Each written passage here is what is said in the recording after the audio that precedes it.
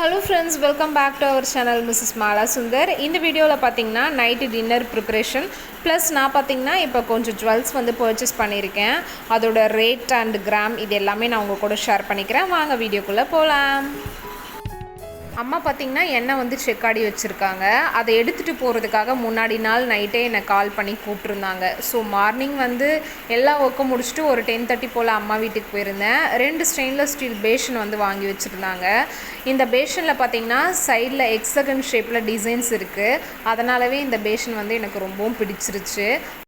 But இந்த மாதிரி design வரக்கூடிய பாத்திரங்களில் பெரிய ட்ராபேக் என்னன்னு பார்த்தீங்கன்னா, நம்ம ஃபுட்டெல்லாம் இதில் வந்து ஸ்டோர் பண்ணோன்னா அந்த டிசைன் இருக்கக்கூடிய இடத்துல போயிட்டு ஃபுட் பார்ட்டிகல்ஸ் எல்லாம் நல்லாவே செட்டில் ஆயிரும். க்ளீன் பண்ணுறதுக்கு கொஞ்சம் கஷ்டமாக இருக்கும். அம்மா வீட்லேயே கொஞ்சம் நேரம் வந்து டைம் ஸ்பெண்ட் பண்ணிவிட்டு அங்கேருந்து ஒரு 1 o'clock போல் திரும்பவும் கிளம்பி வீட்டுக்கு வந்தாச்சு.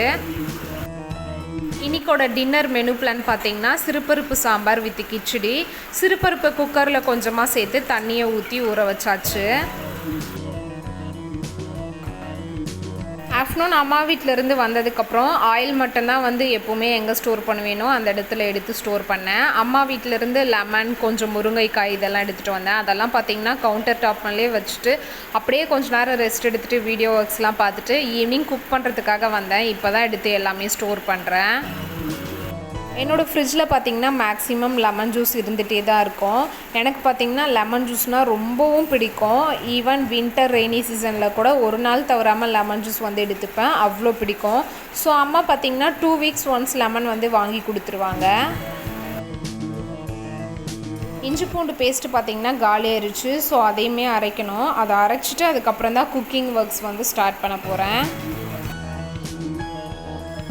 நான் பார்த்திங்கன்னா ரீசெண்டாக ஒரு ஷார்ட்ஸ் வீடியோவில் இஞ்சி பூண்டு பேஸ்ட் அரைக்கிறது வந்து போஸ்ட் பண்ணியிருந்தேன். அப்போது ஒருத்தவங்க வந்து கமெண்ட் பண்ணியிருந்தாங்க, இஞ்சிக்கு மேலே இருக்கிற தோல் வந்து பீல் பண்ணிட்டு தான் பேஸ்ட்டு வந்து ரெடி பண்ணணும், அந்த மேலே இருக்கிற தோல் பார்த்திங்கன்னா பாய்சன் ஆகும் அப்படின்ற மாதிரி. இப்போ பார்த்திங்கன்னா அவங்க சொன்ன மாதிரி நான் மேலே இருக்க ஸ்கின் எல்லாமே பீல் பண்ணிட்டு தான் கட் பண்ணி இஞ்சி பூண்டு பேஸ்ட் வந்து ரெடி பண்ணிகிட்ருக்கேன்.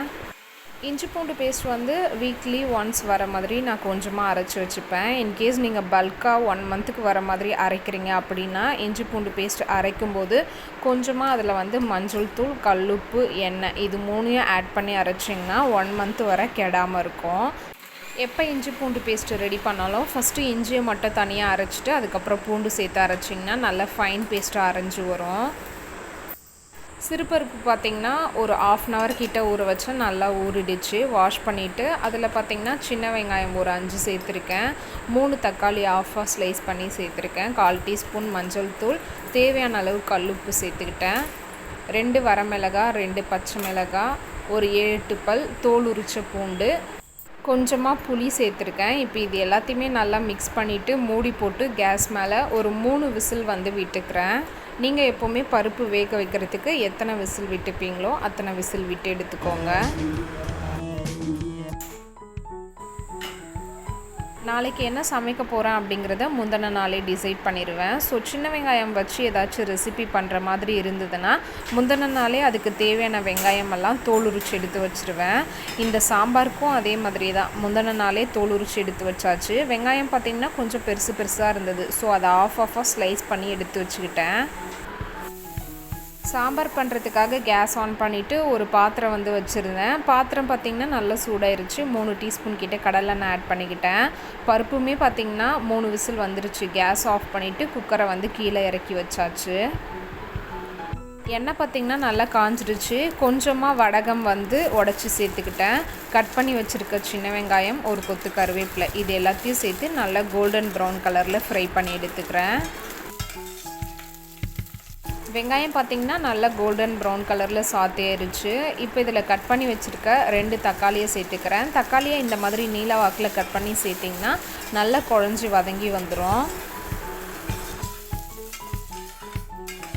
தக்காளி பார்த்திங்கன்னா நல்லா குழஞ்சி வதங்கி வந்தாச்சு. இப்போ இதில் குழம்பு மிளகாய்த்தூள் 1/2 teaspoon சேர்த்துக்கிட்டேன். நீங்கள் உங்களோட காரத்துக்கு ஏற்ற மாதிரி குழம்பு மிளகாய்த்தூள், சாம்பார் தூள் இது எல்லாமே சேர்த்துக்கலாம். உங்களோட ஆப்ஷன் தான். நான் எப்போவுமே குழம்பு மிளகாய்த்தூள் மட்டும்தான் சேர்ப்பேன். மிளகாய் தூளோட பச்சை வாசனை போகிற அளவுக்கு நல்லா சாத்தே பண்ணிவிட்டு 1/4 teaspoon மஞ்சள் தூள், தேவையான அளவு கல்லுப்பு சேர்த்து அதையும் நல்லா சாத்தே பண்ணியாச்சு. இப்போ இப்போ இதில் தேவையான அளவு தண்ணி சேர்த்து நல்லா மிக்ஸ் பண்ணிவிட்டு மூடி போட்டு நல்லா பாயில் பண்ணிக்கலாம்.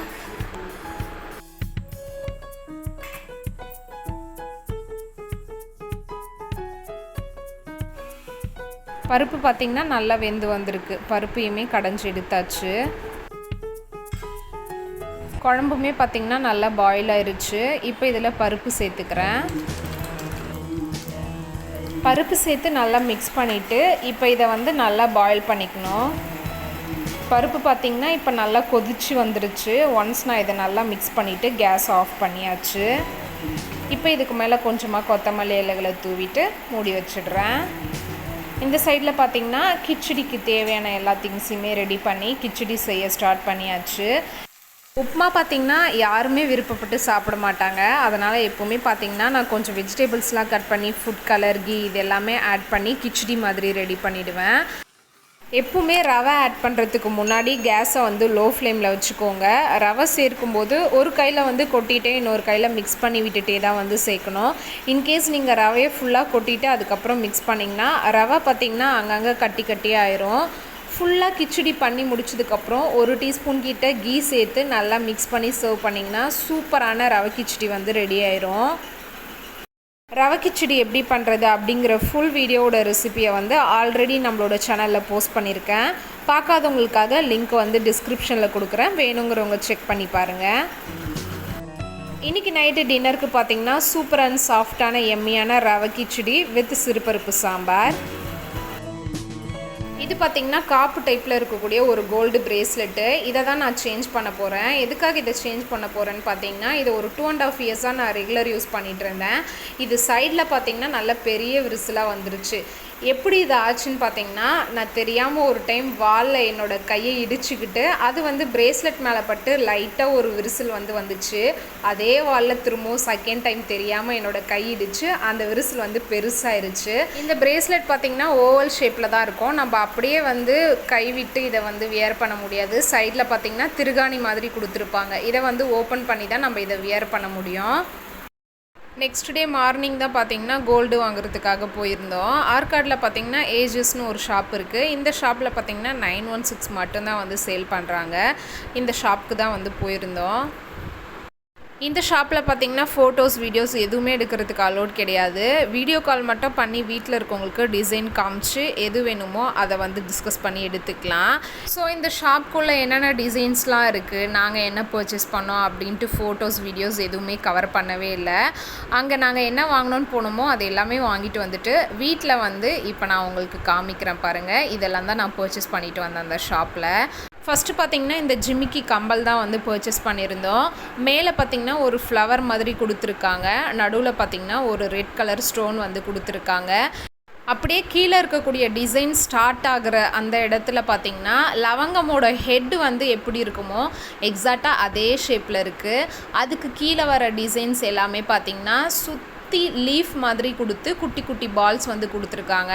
அடியிலுமே பார்த்திங்கன்னா பெரிய பெரிய பால்ஸ் மாதிரி கொடுத்து அதுக்கு கீழே குட்டி குட்டி பால்ஸ் வந்து கொடுத்துருக்காங்க.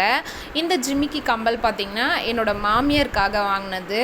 இதோட வெயிட் பார்த்திங்கன்னா 4 கிராம் 60 மில்லிகிராம்.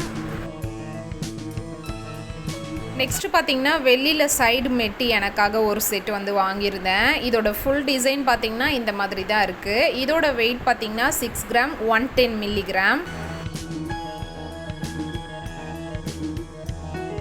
நெக்ஸ்ட்டு பார்த்திங்கன்னா 2 கிராமில் இந்த ஒரு கோல்டு காயின் வந்து வாங்கியிருந்தோம். ஆக்சுவலி இந்த செயினுக்கு பேர் பண்ணுற மாதிரி பால்ஸாக வர மாதிரி ஹியரிங் வாங்கலான்னு தான் பிளான் பண்ணியிருந்தோம். பட் அந்த மாதிரி பால்ஸாக வர ஹியரிங்ஸ் எல்லாமே பார்த்திங்கன்னா ஆஃப் செவரனுக்கு மேலே தான் வந்து இருக்குது. எனக்கு பிடிச்ச மாதிரி எந்த ஒரு மாடலுமே 2 கிராமில் அமையவே இல்லை. ஸோ கோல்டு காயினே வந்து வாங்கிக்கிட்டேன். இன்னும் கொஞ்சம் மணி சேர்த்து எனக்கு பிடிச்ச மாதிரி இந்த செயினுக்கும் மேட்ச் ஆகிற மாதிரி இயரிங்ஸ் வந்து இன்னும் கொஞ்சம் நாளுக்கு அப்புறம் பர்ச்சேஸ் பண்ணிக்கலாம் அப்படின்ட்டு. அடுத்ததாக பார்த்திங்கன்னா இந்த செயின் தான் வந்து வாங்கியிருந்தேன். இந்த செயினோட வெயிட் பார்த்திங்கன்னா 16 கிராம் 10 மில்லிகிராம். இந்த செயினோட ஃபுல் டிசைனுமே பார்த்திங்கன்னா பால்ஸாக தான் வந்து கொடுத்துருப்பாங்க. செயினோட 2 சைட்லேயுமே பார்த்திங்கன்னா ஒரு 10 பால்ஸ் வந்து சேம் சைஸில் கொடுத்துருக்காங்க. அதுக்கப்புறம் வரக்கூடிய பால்ஸ் எல்லாமே பார்த்திங்கன்னா பெரிய பால், அதை விட குட்டி பால், அதை விட குட்டி பால் அப்படி தான் வந்து எண்ட் ஆகுது. இந்த செயினோட எண்டிங்கில் பார்த்தீங்கன்னா 3 அட்ஜஸ்டபிள் ரவுண்டு வந்து கொடுத்துருக்காங்க. அதை இந்த ஊக்குக்குள்ளே வந்து நுழைச்சிட்டு ஊக்குக்கு லெஃப்ட் ஹேண்ட் சைடில் பார்த்தீங்கன்னா ட்ரையாங்கிள் ஷேப்பில் ஒரு லாக் வந்து கொடுத்துருக்காங்க. அந்த லாக்கை இந்த ஊக்குக்கு மேலே ப்ரெஸ் பண்ணோன்னா சூப்பராக வந்து லாக் ஆயிடுது டைட்டாக. இன்றைக்கி நான் பர்ச்சேஸ் பண்ணிட்டு வந்த ஜுவல்லரியோட ரேட் எல்லாமே பார்த்துடலாம். மெட்டியோட வெயிட் பார்த்திங்கன்னா 6.110 மில்லிகிராம். இதோட ரேட் பார்த்திங்கன்னா 537 ருபீஸ். நெக்ஸ்ட்டு பார்த்திங்கன்னா கோல்டு செயினோட வெயிட் பார்த்திங்கன்னா 16 கிராம் 10 மில்லிகிராம்.